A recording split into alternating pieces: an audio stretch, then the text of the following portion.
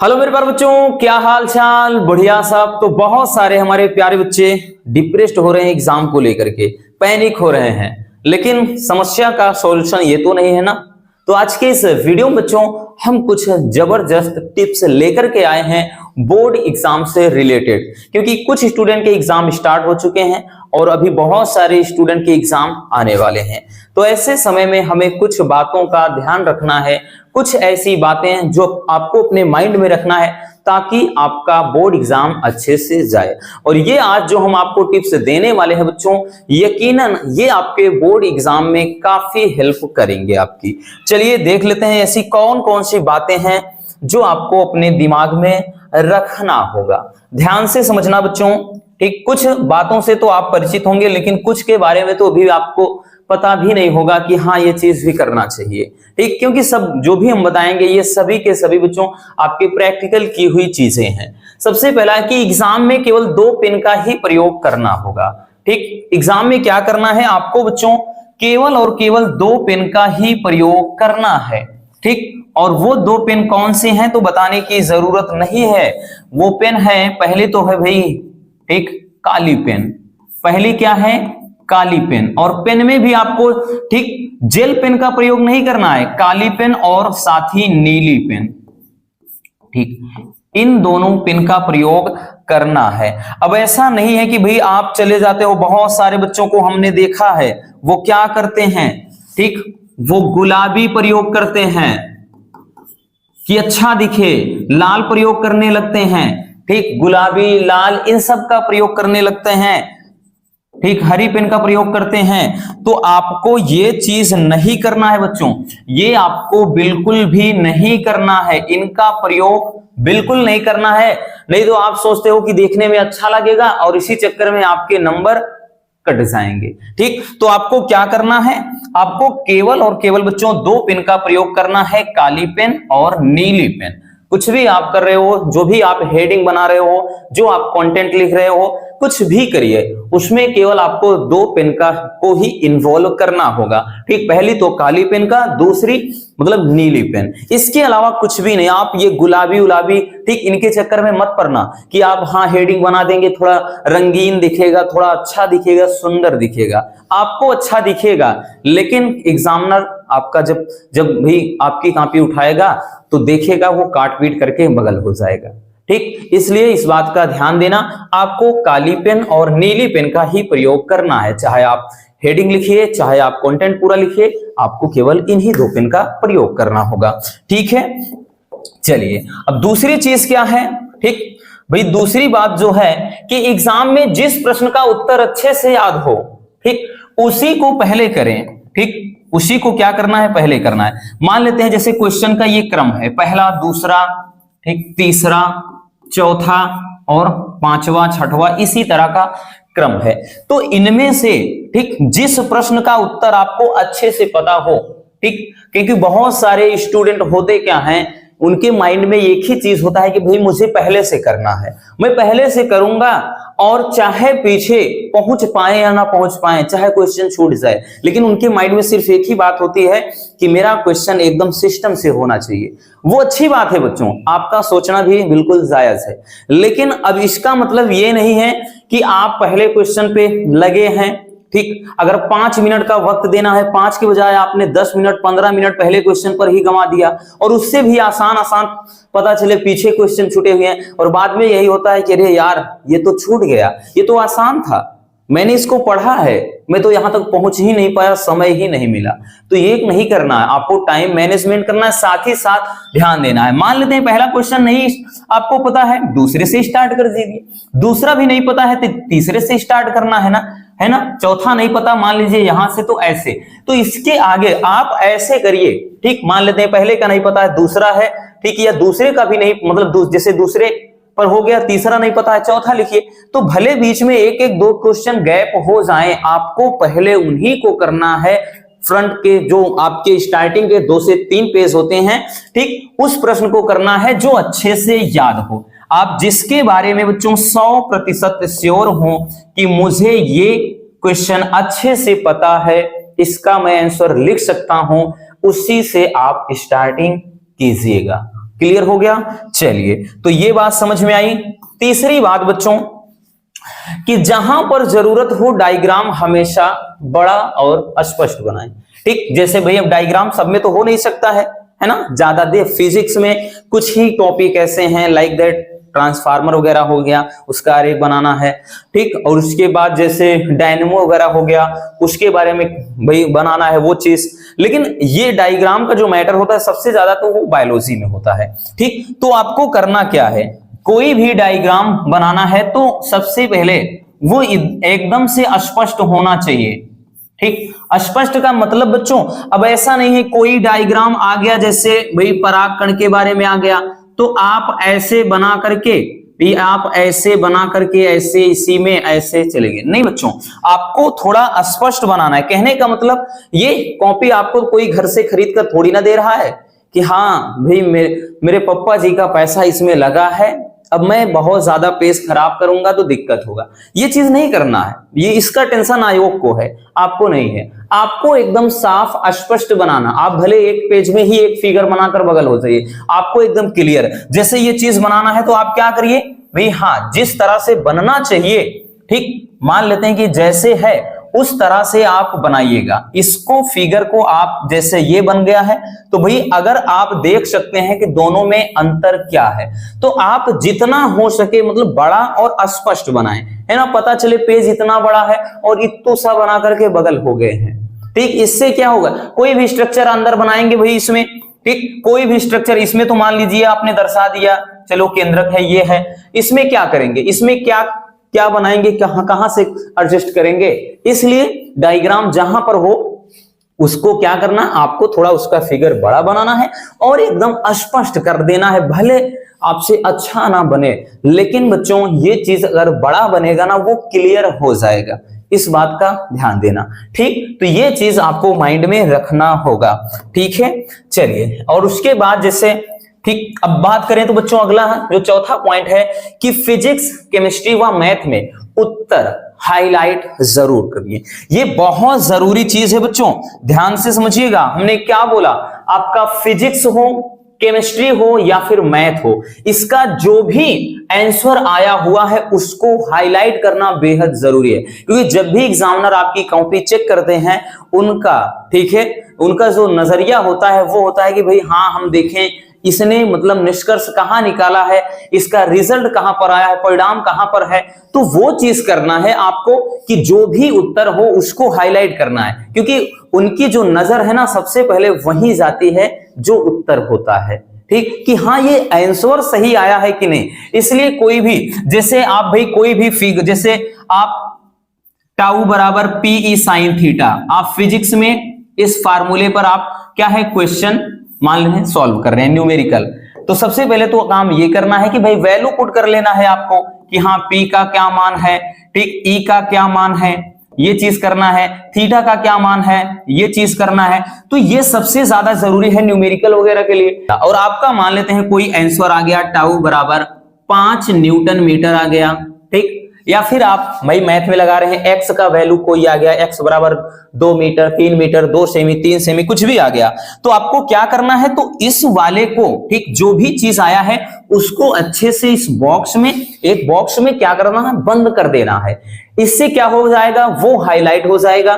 ठीक, हाईलाइट हो जाएगा तो जब एग्जामिनर आपकी कॉपी को चेक करेंगे बच्चों तो उनकी जो निगाह है सबसे पहले, ठीक, इस पर जाएगी, सबसे पहले इस पर जाएगी और इसी को देख करके वो क्या है आपका क्वेश्चन फटाक से सही कर देंगे। हाँ इतना जरूर है कि सही लगना चाहिए, बाकी तो सबसे पहले निगाह जाएगी हाँ आंसर सही है, क्योंकि वो ज्यादातर आपके जो भी क्वेश्चन होंगे उनके आंसर को वो मिलाते हैं। तो ये चीज करना है ताकि उनको ढूंढना ना पड़े और वो परेशान ना हो, क्योंकि कभी कभार ऐसा होता है कि इधर उधर लिख दिया आंसर, कहां बीच में घुसेड़ दिया पता ही नहीं चलता, तो एग्जामिनर भी बहुत ज्यादा इरिटेट हो जाते हैं और इधर उधर वो भी चेक करके निकल जाते हैं, क्योंकि आप सिस्टम से काम नहीं किए हैं, लिखे नहीं हैं। इसलिए आपको ये गलती नहीं करना, आपको हाईलाइट करके आना है।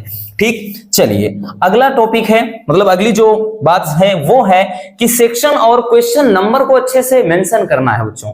ठीक, बहुत सारे बच्चों को हमने देखा है, जैसे कोई भी सेक्शन है तो जो खंड है तो सबसे पहले आपको खंड का है कि खा है उसको लिखना जरूरी है। उसको लिखने के बाद आप इसमें क्या है, इसमें पीछे भाई हाईलाइट कर दीजिए, यानी नीचे से अंडरलाइन कर दीजिए। और लिखने के बाद यहां पर आपने खंड लिया, खंड लिखा और यहां से कुछ भी जो चीज है जैसे नीचे है तो प्रश्न उत्तर नंबर यहां पर डालना बेहद जरूरी है कि प्रश्नोत्तर नंबर 1। अब प्रश्नोत्तर नंबर 1 डालने के बाद एक का है कि खा है, वो तो हमने बताया कि भाई आप एक लाइनिंग इधर करने के बाद वहां से का खा गा जो भी है आप इस तरह से स्टार्ट करेंगे। ये चीज आपको अपने माइंड में रखना है, ये बिल्कुल भी नहीं भूलना है बच्चों, ठीक है। ये खंड वगैरह और साथ ही साथ क्वेश्चन नंबर, ये दोनों बहुत ज्यादा जरूरी हैं। अगर पता ही नहीं चलेगा कि कौन से सेक्शन का ये क्वेश्चन है या कौन से सेक्शन का आपने ये लिखा है उत्तर, तो वो क्या करेंगे भाई, कैसे चेक करेंगे। हालांकि चेक तो करेंगे, लेकिन वही चीज है कि आपकी इस गलती की वजह से आपके नंबर काटे जाएंगे। तो इस बात का ध्यान रखना, सेक्शन और क्वेश्चन नंबर अच्छे से मेंशन करना है, ठीक है। चलिए आगे देखते हैं।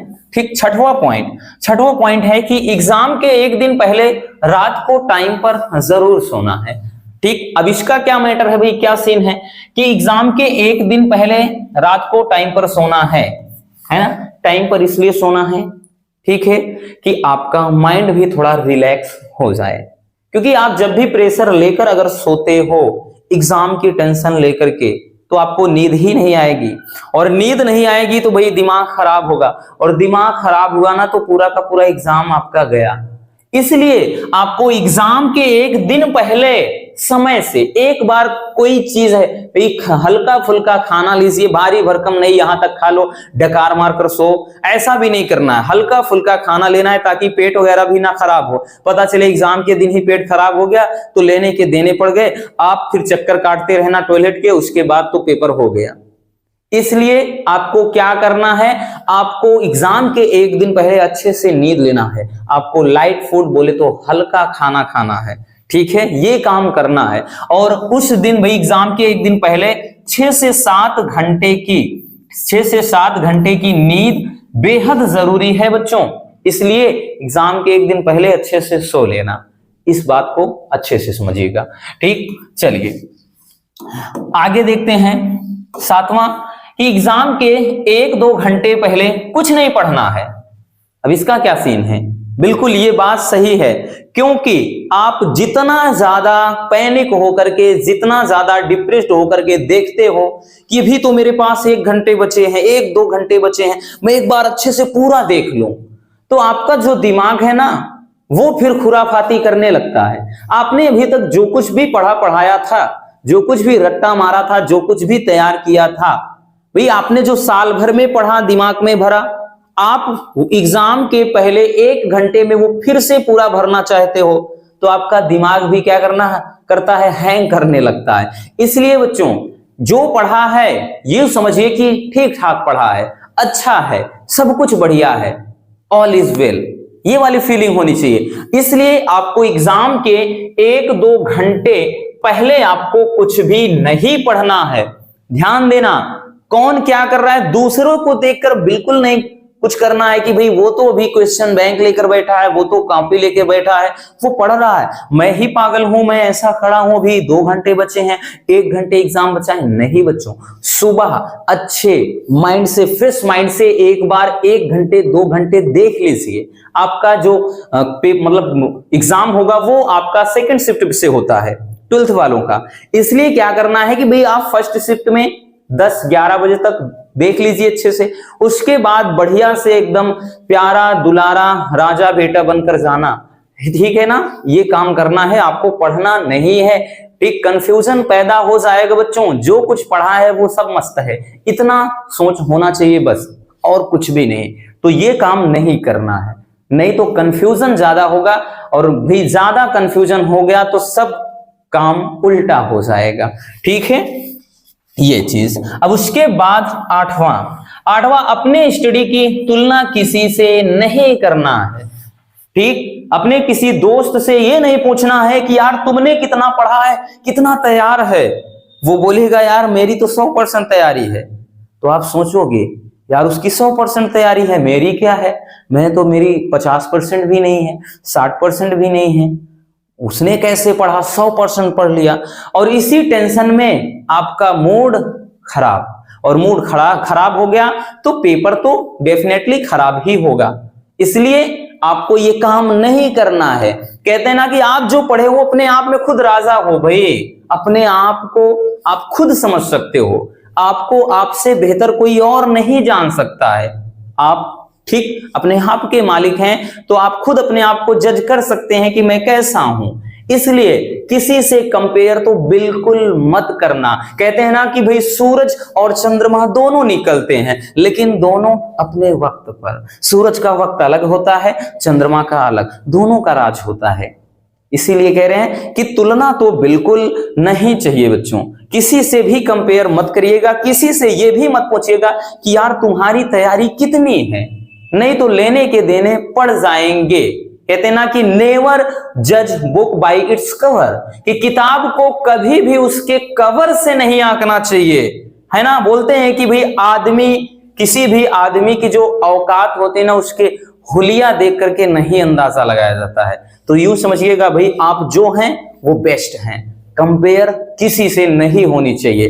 ठीक, ये चीज नहीं करना है कि भाई अपने स्टडी की तुलना किसी से आपको नहीं करना है। आप जो हो वो बेस्ट हो, बस इतना याद रखना बच्चों।